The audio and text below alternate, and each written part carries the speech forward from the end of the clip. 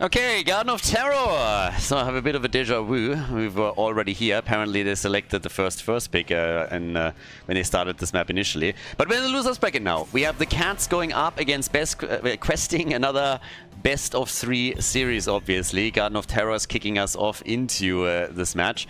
And as usual, we are in the third qualifier. We have 12 pre-bans by now. Those heroes cannot be played in the entire tournament anymore. And yeah, well, we upgraded from the second qualifier where 8 bans were, or 8 heroes weren't allowed, to the third qualifier now where another 4 were added. Tracer, Lucio, Sergeant Hammer and Abatha are now additionally banned and not part of the pool anymore. And of course, this wouldn't be Meta Madness if not for our second rule, that you can only play a hero once within a series, shaking things up a little bit as you progress from one map to another. Less heroes are available, and of course for the audience it's always nice because you just see a hero only once. You don't see the same heroes being played over and over again. Teams accumulate points by making their way through the qualifier, so the farther you go, if you reach the next round, you're going to get more points and so on and so forth.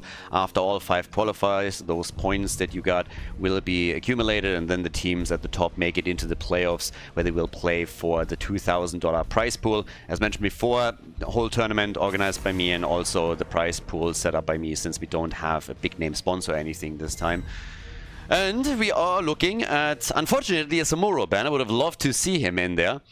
But I think at this point, Samuro is going to get the axe more and more often. There's obviously a couple of players that have showcased that they really want to play Samuro whenever they can. Sven would be one of them. But Samuro has become more and more popular in big maps, particularly, ever since we've seen all of these bans coming out. I mean, Blaze being banned, for example, Hogger not being available. In this case, the Hakan are also banned, so he becomes a side lane alternative that the teams are obviously leaning towards a bit. And that makes for a really interesting game. And obviously, as we're heading now also into the next qualifier, there's a chance that we're going to have even more pre-bans, and that will have an impact too. Falstad also banned out, meaning that both of the globals are now gone. Brightwing, of course, perma-banned. You can technically still try and go for Vikings. You could also think about going ETC with Stage Dive. We've seen Illidan already with the Hunt. Darkmoke played that. Wouldn't put it past any of the teams to eventually bust him out, but I think for map number 1 we're a little bit too early to see any of that. So we are starting things off with Rhaegar on one side, Junkrat and Murdon on the other. And yep, here comes Maiev and Nuburak. So Maiev is already out, and this is obviously one of the big things when you're playing this particular format, that you can also not only ban a hero that your opponent might want to play, but you can also pick them away from them. And we see that particularly when the Saboteurs and the Hatsuki are playing, since you have Ultralis and a few others that are very known for certain heroes, and now you have a few more options, you can take them away from them and make sure that they can't play them within the series. Always assuming, of course, that you yourself have a player that can also play that hero well. Leoric gets banned out, so when it comes to side laning, you kind of look towards any kind of hero that allows you to take camps quickly. Could see Sonya again. Would personally not be surprised. She's been played quite a few times now, so Sonya is definitely an option for the teams. And, well, Urel is still up, something that the Cats could take. Stukov gets now banned though, so Muradin and his Storm Bolts, Junkrats and his traps, everything that can lock a target down benefits from having Stukov around with another lurking arm, so that's true too. And with a double pick, I think we're going to see some side lane action now. So the question is, what are they going to go for? Are we going to see Urel here maybe? Or are we instead going to get some of the previously mentioned ones? I mean, Imperius is another one. We've talked about him in particular because he's also someone that you can set up as a side laner or a main tank. And they go for Jojo side lane. I love Johanna side laning. I really like it. She has everything that a side laner needs. She's not going to win the lane for you, but that's also assuming that you have real good side laners against her. Now a lot of them are already banned out. And the beauty of this is that once you're heading into the actual team fights later on with a 5 versus 5, you have all of a sudden 2 tanks available on your end. So Jojo as a side laner can be quite strong. On the other hand, we now get Urel, we get Greymane, so definitely not a bad lineup for the Cats. But I like the way that Team Be Right Back Questing is currently thinking here. We don't see her a lot in that position, but this isn't the first time. And she has everything that you need. She has wave clear, she has a escape tool, she has survivability. So yeah, she's in a really good spot there. Has also, of course, some self-sustain. You will not win the lane with her and take your opponent's fort down, but you don't have to. And in teamfights later, it can give you an added benefit. Tychus, last pick, the choice for Be Right Back questing, and with that we're heading into game number 1, everybody. Garden of Terror, here in the losers bracket, the 3rd qualifier of Meta Madness. Game number 1, Cats against Be Right Back questing. On the left side in blue, Captain Rex on Greymane. We have Dark Reader on Nubarak, Krankle on Rhaegar, Casper on Urel, and Hirath is playing Maiev for the team. On the right side of the map, what we currently have is Be Right Back questing with Tycho on Junkrat. We have Guilty Spark on Deckard Cain, the Dark Wolf on Muradin. Still lost opportunities there. I mean, both of the wolves got taken away from them, but I need a game in which he plays Greymane. That has to be a thing if you're going for that nickname. The Real Man with Tychus, and we have Pudgenox on Johanna. Going on level 1 straight into the Zealous Glare. Some of the talent names are just funny to me because obviously when you're talking about like the shield glare and everything, we all know how the ability actually works. But when I read the name Zealous Glare, I just see Johanna, you know, staring at you like Smexy style. Basically like not blinking and just insanely annoyed and dangerous. So we need a picture of that. Maybe she tries to give Smexy a run for his money. But yeah, he was definitely the glare master when it came to staring down a camera. So maybe Johanna would have been a good contender there. But obviously his Heroes of the Storm days are long past and we're not going to see that anytime soon again. Now, with that, we have down here at the bot lane already Jojo getting her way back out. Again, she has the survivability. That's the beauty of having her in this position. She has some extra wave clear that she can use, but she will need help against 3 heroes. That's something that she won't be able to stomach either. And with all of that aggression that we're seeing from the blue team, this may be a chance for their opponents to flank in and take a kill. But they miss out on that a bit, unfortunately for them. So yeah, not able to do any on this one. Okay, so all the way up at the top, Tychus is now all of a sudden sitting on the side lane and finds himself in a position where he has to go full wave clear. And over in the middle, we get Urel pushed back, but now the 1 minute mark has also passed and the red team has so far not taken a single camp, which is a bit sloppy. This is a map where you can really take camps quickly and then you will benefit from the lane pressure that creates. And we now have a lot of that happening on the blue team side. So that Be Right Back questing is not matching that is problematic, or at least could become problematic very quickly. Already falling into the trap down here too. Dark Wolf is trying to get out, hits the Storm Bolt. So far so good for him. They're turning on Pudgenox again, but there's a lot of aggression now happening against the heroes on the red team side, and they're barely able to get out, or are they? Because here comes the tether, the stun, and nearly a kill. But maybe the turnaround is maybe the blue team that's gonna lose the hero first. Value has already been found at the bottom of the map, obviously, because here the camp that they just grabbed a few seconds ago has opened the wall up. And since everybody rotated down, it also means that Casper had some extra time with Urel at the top. And that results now not only in them having a bit more experience, but also getting more structural damage in. And the scheme continues. We have Greymane on the camp, and Be Right Back questing is not going for any camps yet. This is really a problem on the macro level. They have to be very careful how they're playing this, because at this point in time, just the mercenary camps alone are going to create a huge problem for them in the long run, and they need some counter pressure, or they will fall behind in experience quickly and also start losing outside structures. Level 4 talent for Tychus, Master Assassin, as usual taken for the passive increase of the attack speed, particularly for Odin itself. So not necessarily because you expect to finish the quest talent. We've seen that too happen occasionally, but it's not really the norm. And here at least they're getting the first seed. Not something that the Cats were overly interested in, honestly. And they have now Greymane at the top, and Greymane and left alone on a fort can of course absolutely chunk this. And this is exactly what you're seeing here right now. So big damage with those siege giants, with Greymane. And if he sacrifices his life, then he's going to get the entire thing. And I think that's what we're getting here. Yep, comes in. Just misses out on it. Still worth it. I absolutely call that worth. That's the first kill in the game. Greymane knew that he would run into trouble there. He didn't quite get the fort, but obviously this one is so low that at any point they can decide to send a hero over and take it apart. So yes, worth it, sacrificing the hero for that. So much damage done this early in the game. That's definitely quite something. And now they're pushing for the middle. They've already taken the wall down at the bottom of the map. Now they nearly destroyed the one on mid lane. And with the next seed popping up, they can also move in for that and yeah, just lock that in. Definitely a good opening for the Cats here, despite the fact that they were not able to pick up the first kill. But yeah, we'll see how BRB backquesting reacts now, because they're finally starting to take a few camps. We have the Bruiser camp taken that also safeguards the fort at the top a bit, of course. So that's going to help them here. And more camps also about to be claimed by the Cats as they are sending Greymane and Rhaegar over. This is one of the big things, honestly, because you are in a situation in which you really want... I talk about this every single time, and normally it doesn't really... I mean, it comes into play a little bit, but I usually highlight during the games on Garden of Terror how important mercenary camps are here, that this map has also the most mercenary camps in the pool.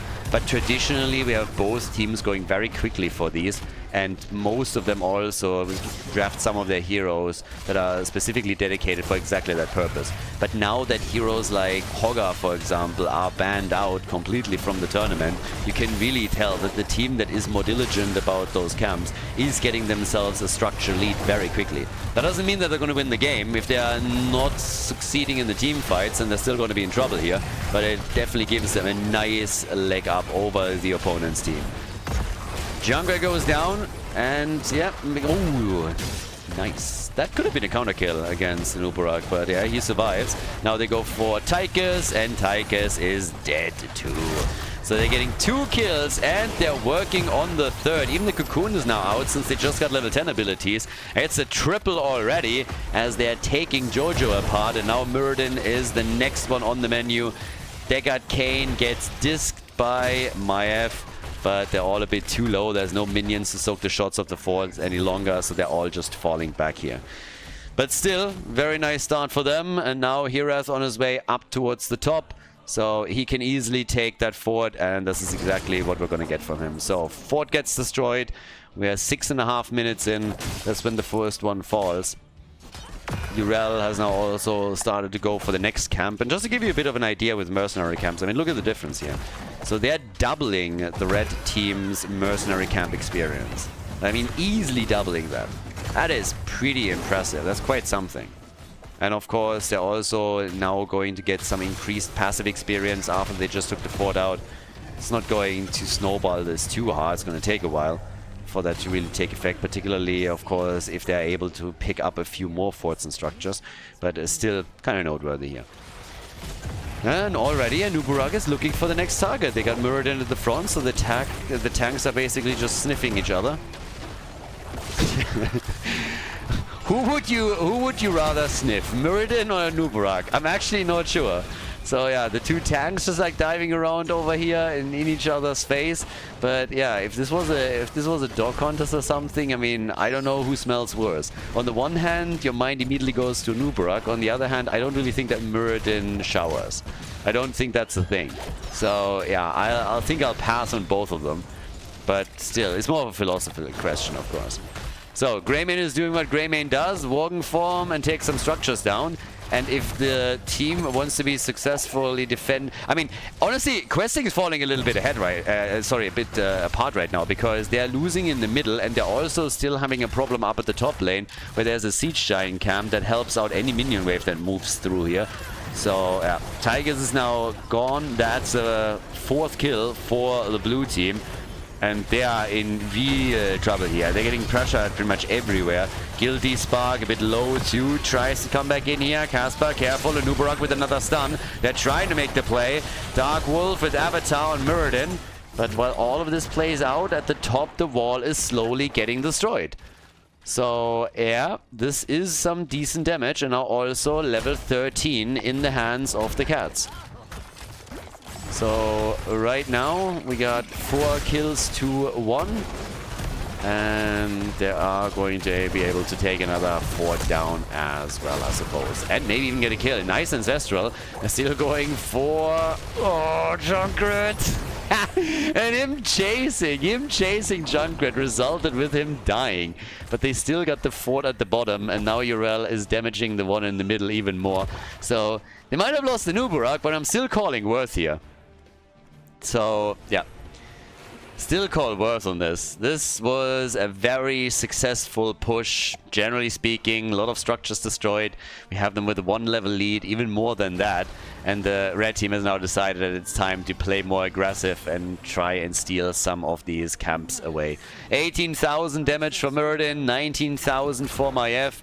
Urel still in the middle, hoping to get more damage in, but meets the Stormbolt of Muradin as she starts to jump over.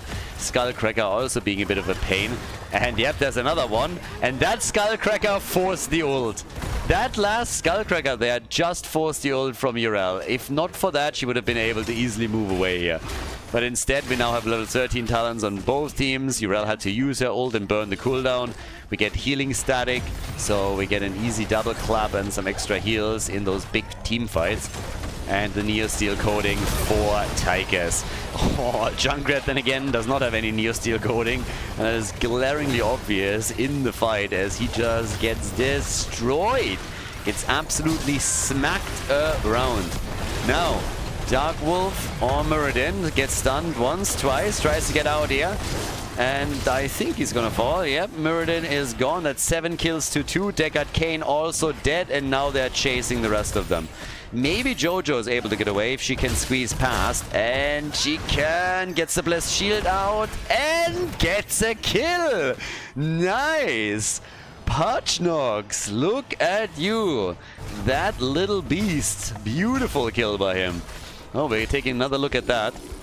But yeah, that was actually pretty sexy. So he's able to squeeze past here. They thought they might even be able to get the kill. And then he turns it around with a Blessed Sheet. And he's like, wait a second. I got you guys exactly where I want you. And he makes sure that Urel falls. Urel dies. 8 kills to 3. A little sign of life. But of course, it doesn't change the fact that we now have Garden Terrors on the map. So yes, Pachnox has been able to get a kill. Was nicely done as he took Urel down, but they still have to face the music here, and it is not a pretty one. 16 to 14, extra talent in the hands of the Cats. So by now we got the Epicenter, we also got the Earthgrasp Totem, and here's the big chance and opportunity now for them to make a play here. Try and get some of those keeps with a 5-kill lead right now. I've also established a significant leading experience. But yes, Garden Terrors in the middle, even accompanied by another camp, so more pressure. And down at the bottom of the map, a similar picture. If they can just pin them down for a long time up here at the top, that objective is going to do most of the work for them. So, yeah, mid lane wall is already destroyed. Down at the bottom of the map, the same thing is going to happen here. So they're definitely getting some value. But I'm not so sure anymore that they're able to take the keep down. If they get a kill, though, then that would be more or less guaranteed. The old man, stay a while, guys, listen. Yeah. So, gets cocooned, and they go for Muradin again, but they can't take him down. For some reason, Deckard Cain decided they're just gonna waddle straight into the opponent's team. That got a bit dicey for a second. That would have been the end of him for sure. But they get the keep after all. The bottom keep has also taken damage. So yeah, looking good for the Cats. Yeah, over on the other side of the map though, finally Questing has their level 16 talents. You can see it there on Jojo. We got now the Holy Renewal and Roar. As mentioned before, they are playing this with double tank. Jojo has been doubling as a side laner the entire time. But they're not really finding their stride here. They really have troubles in these team fights to just stabilize a bit. But now if they can get a kill here, nah, not quite. No, well, maybe. Good damage against Struck here. But they're trying to turn it now against Tigers. Disc is already out on Muradin. Careful. Tether. Stun. He doesn't have Avatar. 20 seconds are left. Riptire is in. And that's the end of Urel. Muradin made it out though. Yeah, weakling discovered, I'd say. 2 kills against Urella already, but look at Maiev. Maiev is still hoping that she's able to get a few kills. And I cannot believe that nobody on the red team died. Particularly Dark Wolf on Muradin was so low multiple times that I thought there's just no way he makes it out of this, but he did. Now we have camps again in the middle and up at the top, and as you can see in the minimap, Greymane has already started to go over there and try to push this out a bit further. Alright, with that we now have also Odin getting popped. Greymane is sitting in the middle. They're not getting a lot out of this. Greymane is going to get another keep. This is really bad news for questing. I like that they're trying to be more aggressive and force these team fights, but the problem that I really have with this is that they're too single-mindedly thinking about this, and they're just looking to get any kind of kill, but they're sacrificing too much in the process. Even if they kill an Uberak here, which it seems they won't, Greymane has now not only taken the keep in the middle, but he is actually going for core. So as long as they can't hearth back either. I don't think they've realized that even, but they can't hearth either. So they're doing what they can, but Greymane is finishing the game. And that is the lead in this series for the Cats, ladies and gentlemen. As Be Right Back questing loses Garden of Terror. GG. Before we head into game number 2, make sure that you subscribe to the channel if you haven't done it yet, so you don't miss out on any future content here on Khaldor TV. Okay, game number 2. Dragonshire is the map. We got the Cats in the lead, and with that we have 10 heroes that are not playable anymore because they were played in game number 1. 12 heroes that are banned for the entirety of the series. And that means that 22 heroes are now off limits for this second game. Can Be Right Back questing bring it back? Do they have a chance to force game number 3? Or are the Cats now simply going to walk away with this here? Dragonshire is obviously a very macro-heavy map in the sense that you need to control 3 points in order to get the objective. We have right now map choice also, by the way, by the Cats. So the usual spiel applies. Team that loses has to make the choice whether they want to pick the map or whether they want to have first pick, first ban. In this case, Be Right Back questing obviously decided that they want to have first pick, first ban. So map was chosen by the Cats, which is what we're getting here. Cassia getting banned. Dragonshire, Rexa could also still be played. We've seen a lot of Rexa lately again. I think the offlaners are probably one of the most impactful roles within Meta Madness, when you think about it. Impactful in the sense that the pre-bans and heroes being only playable once in the series impact the offlane more so than any other. Because when you're talking about the offlane, you're rotating around the same heroes. And you still do that to an extent. I mean, every single series we get our Leoric, we get our Urel at some point. But then you're looking towards Rexa, who all of a sudden is getting played more here. You look towards Samuro, that gets played a lot more. Mephisto, Malthael, another one. So there's quite a few offlaners that are now being played that you would normally not see or see very little of. Definitely a quite interesting role there, particularly also with keeping tanks in mind. I've already talked a bit about Imperius just the other day because he's one of the side laners that can also double as a main tank. And as we are going deeper into these qualifiers, as we are heading towards the playoffs with more heroes pre-banned, this is a role that could also get changed a lot. I mean, we've seen some Arthurs, for example, already. So, yeah. Sylvanas banned out. And yeah, our first pick for Dragonshire, it's Chromie. We need to ban Chromie, by the way. Like, I don't want to see that fake dragon anymore. Yeah, Chromie, there's still this rumor out there. Again, by the way, guys, if you are still believing this crap, that Chromie is actually a real dragon, Blizzard is lying to you. The establishment that is Blizzard is lying to you. They're feeding you lies. She is not a dragon. No self-respecting dragon would ever take that form. Have you seen her? No dragon would ever do that. Look at Deathwing. Look at Alexstrasza. Alexstrasza is a good example. That's a form that a self-respecting dragon would take. Chromie, not so much. She's an imposter. She's been bribing Blizzard. It's a campaign. And they're lying to you. There needs to be an investigation. We need to start a hashtag. And we're going to find it all out. Chromie is a fraud. She's always been a fraud. So, it's just what it is.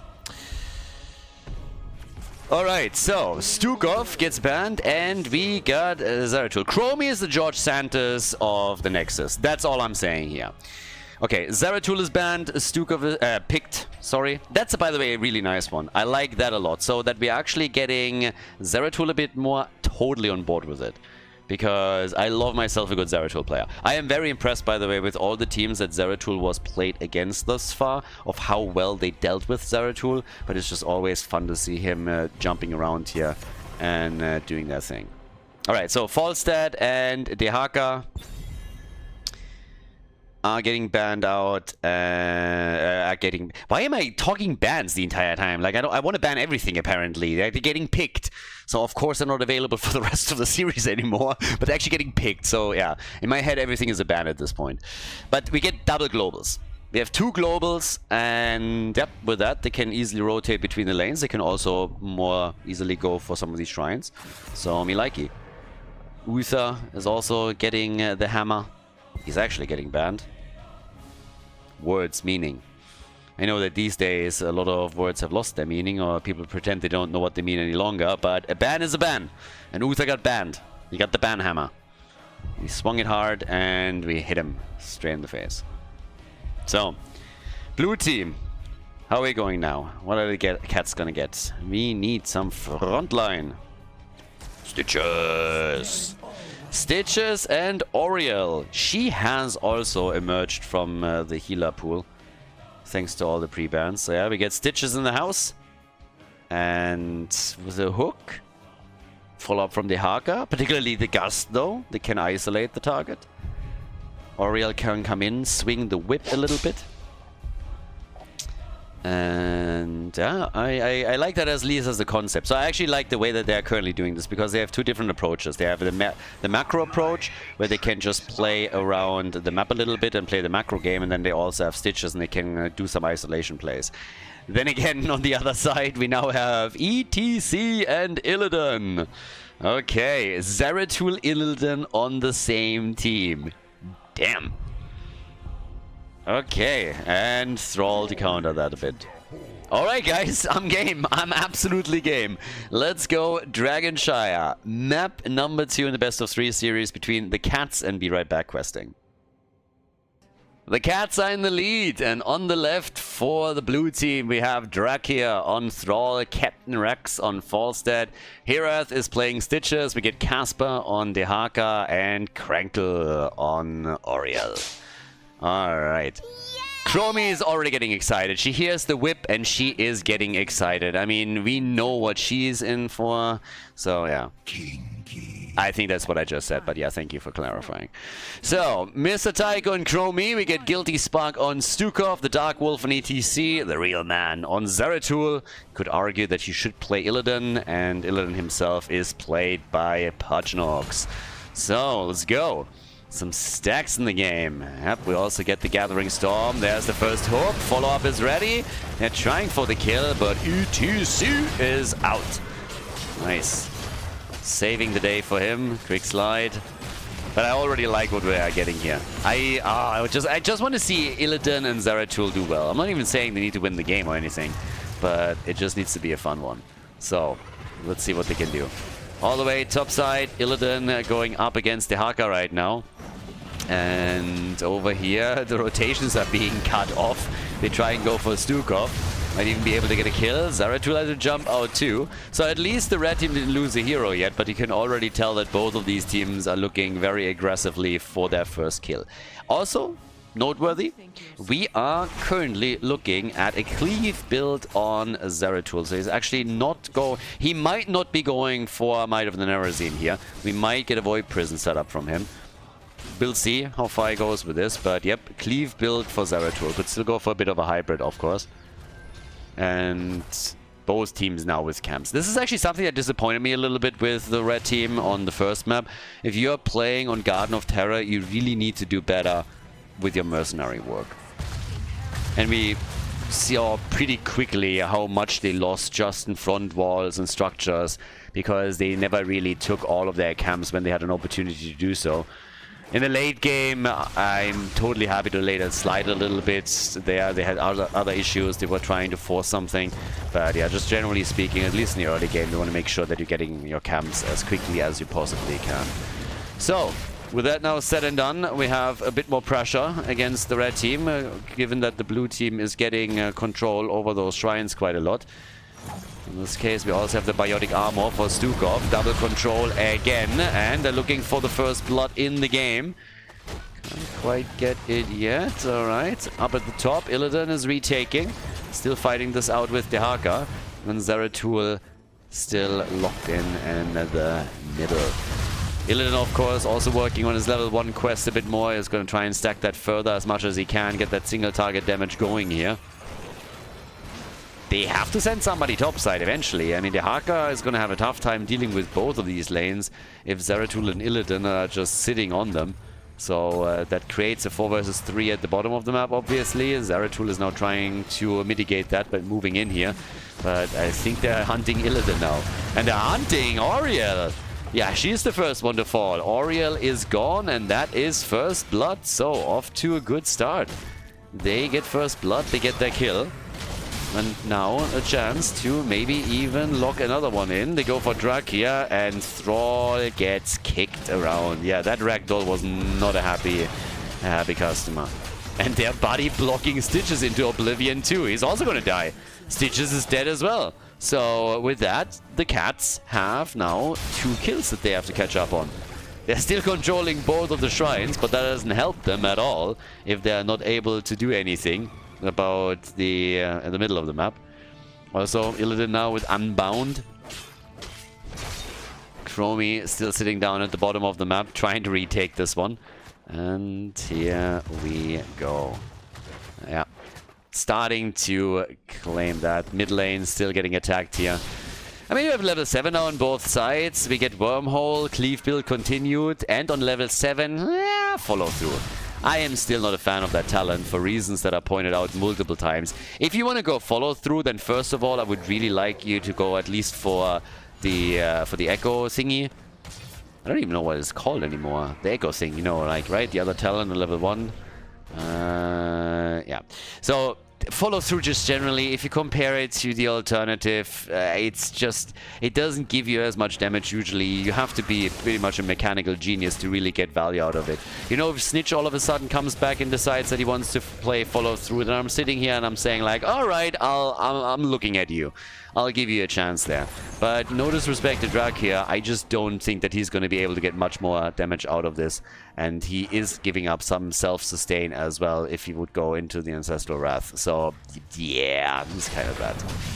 But all the way up at the top, still a bit of extra damage against them. Parchnox is trying to push the lane back out. Falsot, of course, now down at the bottom of the map. They have the 2 globals. They have the mobility on the lane. And, well, Captain Rax... Alright, is able to get out. I was just for a moment thinking he might also consider jumping down towards the bottom and then just fly out, always assuming, of course, that he's still at the cooldown ready. Up at the top with 3 kills to 0. Be Right Back questing, wants to retake this, and now that Thrall is coming in, Illidan is having a really bad time. Also jumps straight into the Tong and gets then killed a half a second later. So finally a kill for the cats. I mean, it was about time, honestly, that they were able to do something. 11 stacks for ETC with Echo Paddle. And we have 16 stacks for Illidan with 5 on Unbound. Level 10 talents ready. Aegis is there. Pretty much the talents that you would expect them to take, including Sundering. Of course, now the Gorge Gust combo is ready. There's the Gorge, and they don't quite get him behind the wall. But they should still be able to get a kill here. The tower shots alone are already worth it, and yep, they come in for the first kill, and they're following it up with the second, as Stukov was trying to save ETC, went pretty far out and just couldn't get back in time, particularly, of course, with Falset also flanking, which means we have now 3 kills to 3. And here comes the opportunity to finally lock in a Dragon Knight, and he gets shut down by Zeratul. And Zeratul is gonna get some help here in a second, because Illidan and Zeratul now both on the Haka. And Casper, yeah, he still gets out. But they have a chance to push at the bottom of the map, so they realize we are not gonna get that Dragon Knight just now. Why did he just hook a minion? Chromie was nowhere near this. What it like he wanted to hook that minion, right? You're a bad minion. Bad minion. Bad minion. He really wanted that one. Ah, that's kinda unlucky. Quick Gorge, okay. Illidan came in to take down Falstad, gets Gorged. That was actually a fun one. First we had the Aegis out, then we also have Mosh Pit, gets interrupted by the Gust, and then Illidan comes in just to be eaten. And they're getting 1 kill and they're getting 2. Damn, all of a sudden these fights are all over the place. Zeratul gets a kill, ETC gets a kill, 5 kills to 3 overall. Still not a single Dragonite in this game. We're 7.5 minutes in. And of course Illidan is now at 44 stacks, so he is ramping up his auto attack damage quite significantly. Dehaga is taking over again, but Thrall had to go pretty deep for that. Well, they're not following him to get the kill, but thankfully Dehaga was able to get control there. And Stitches is still alive down at the bottom of the map. He needs some help or a Gust. 4 seconds until Gust is back. And yep, Devour. Gust saves that day. And then Zeratul comes in and says like, nah, nope. I'm gonna take this one. Thank you, boys. So yeah, it's getting a bit chaotic. It's really starting to be very chaotic in the game. Now, Thrall has completed his level 4, and so has Oriel. So both of the quest talents are completed. Particularly important for Thrall, of course. He's obviously looking for synergy with probably Alpha Wolf at level 16, but just having the cooldown reduction and also the mana reduction is pretty important. It's a wild game, though. I mean, it is really wild. The lead in the series for the Cats, so they have match point. But Be Right Back questing is just playing an all-out aggression war as they're trying to see how they are best able to win this game and turn all of this around. And they're doing a fairly good job with it too. They have now 6 kills, they have a bit of a leading experience, and they're just applying pressure wherever they can. Now, there is still a lot of control for the blue team, so they could try and get another objective, or at least the first one, but they're being shut down at the top lane once again. Haven't really seen too many big 5 versus 5 team fights, so a lot of these are skirmishes with 1 or 2 heroes missing for each team. But they have now camps again, so it seems that the Cats are starting to focus a bit more onto what was successful for them in game number 1. They're going for macro, they're going for camps, trying to push this one. Helps them also defend up here at the top. Illidan fighting it out again with Dehaga, who gets a nice drag off. Well done. Good Tong, and dropping Illidan down to 50% HP. Now down at the bottom, Stitches with the hook, and they were able to kill ETC, so yep, well played. That puts them into an even better position to get that first Dragonite. Now we're not quite there yet, but this is a good move for them. Also applies more and more pressure onto the red team, which means even if they don't go for the Dragonite, they could potentially push down here and try to see if they can destroy the fort. Up at the top, yep, Illidan retakes, but they're all down here already. Nice shove, they're sundering though, and a very good follow-up from the Wolves. Krankle wants to get the hit in on Chromie, but they are barely missing out on both kills. Damn, they didn't even get a single one. Now, they got damage in on the fort, but that must be a bit disappointing. Whereas the Haka is able to kill Illidan, and now, of course, the world is quite open. Nobody is going for the Dragonite just yet, but the Haka has a camp that he can use to push for the top fort, and he should be able to destroy it. Could also tunnel into the middle if he wants to have the Dragonite, but he comes down here to help the team out in the big fight. And they go again for Stukov, who should be the first one to fall. And thanks to Thrall locking him down, this is exactly what's happening. So they have to control once again. Falstad flying in, going for Chromie, and the bird with a suicide move right there. Sudoku bird. Falstad is dead. Illidan with a hunt, and Aegis prevents any damage to come in. But Illidan can now chase, and this is exactly where he thrives. He loves when he can chase heroes, he loves when he has a little bit of space to work with, and he should be able to get Oriel, unless, of course, he gets licked like this by Dehaga and then destroyed half a second later. Another sundering in the same team fight by Thrall, and that is ETC dead too. 9 kills to 7. I'm telling you, they are all over the place with this game right now. I mean, all over. Fight after fight, kill after kill. Left, right, center, ETC coming in, Zeratul jumping to join, and then we have Illidan also coming in here too. So yeah, it's pretty insane. The one thing that probably stood out the most to me was Oriel just simply saying, no Illidan, you're not going to go for the target here. So the Aegis that came through, that was absolutely fantastic. Very nice shutdown here by Krankle. Was well done. Now the second fort has fallen. Top fort, by the way, survived because Dehaka decided to join the team fight, as highlighted earlier.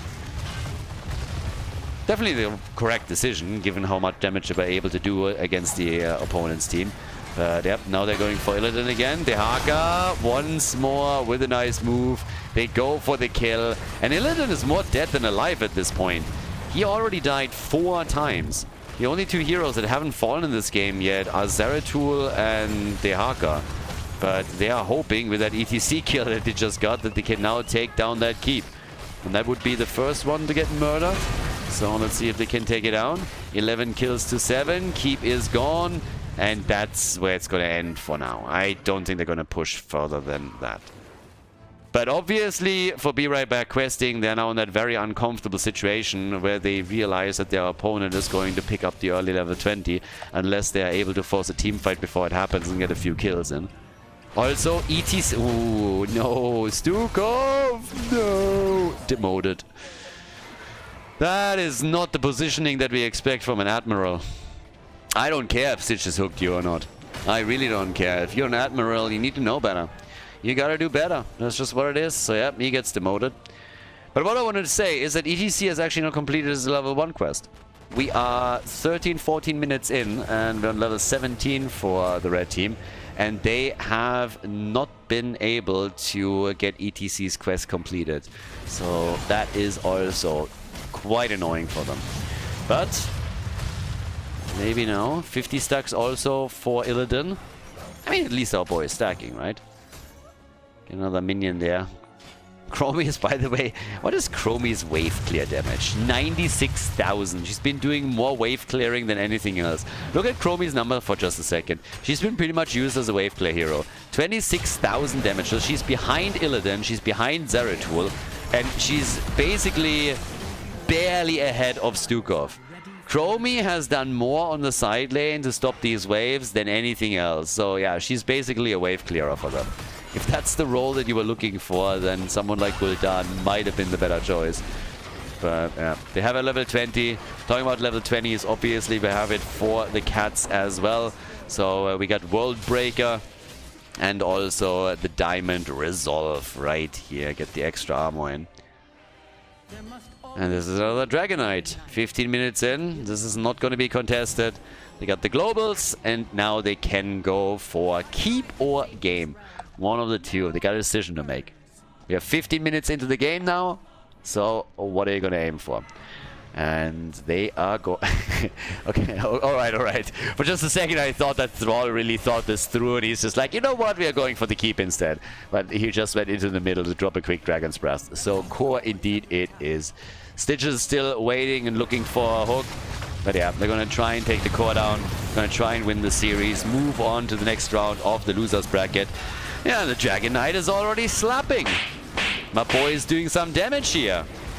We still have... Nah, VP is actually out, so it does not have the VP anymore. Cannot hit that, just try it. That didn't work, and then Zeratul died. So, yep, it is looking pretty bad. Even with Gust and everything, they're creating a bit more space and time. Dragonite still active. That's gonna be it, guys. We have a 2-0 victory for the Cats in this best-of-3 series in the losers bracket against Be Right Back questing. Nicely done, well played, and also well-deserved victory. GG.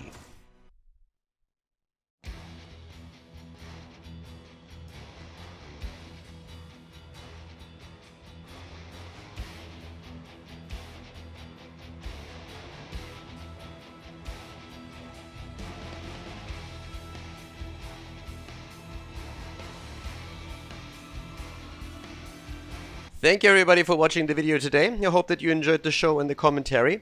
And keep in mind that the spoiler protection that is going to run for the rest of the video is made possible by all the support on patreon.com. So guys, if you want to support my work, if you want to help me start new projects and keep the spoiler protection in place, please consider heading over to patreon.com/Khaldor. There's also a link in the YouTube description, and check that out. Thanks in advance, and see you guys next time with more esports coverage here on Khaldor TV. Have a great day.